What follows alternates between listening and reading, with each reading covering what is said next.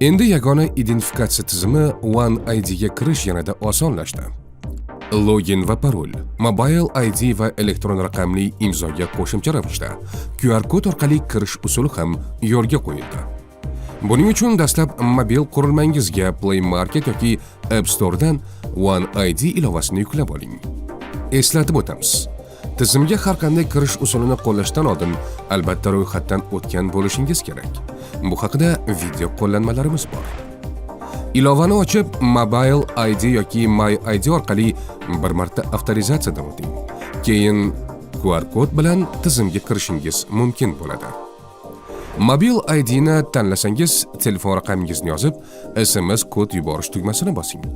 Kelgan kodni tegishli kataklarga yozib, avtorizatsiyani yakunlang. My ID orqali identifikatsiyadan o'tish uchun esa pasport seriya va raqamingizni, tug'ilgan kun, oy va yilingizni yozing. So'ngra yuzingizni kameraga qaratib, shaxsingizni tasdiqlang. Yana bir bor xavfsizlikni ta'minlash uchun parol o'rnating va uni tasdiqlash orqali avtorizatsiyani yakunlang. Bo'ldi. Endi One ID tizimiga tez, oson va xavfsiz kirish uchun QR kod usulini tanlab, ilovadagi skan funksiyasini bosing va QR kodga to'g'rilang.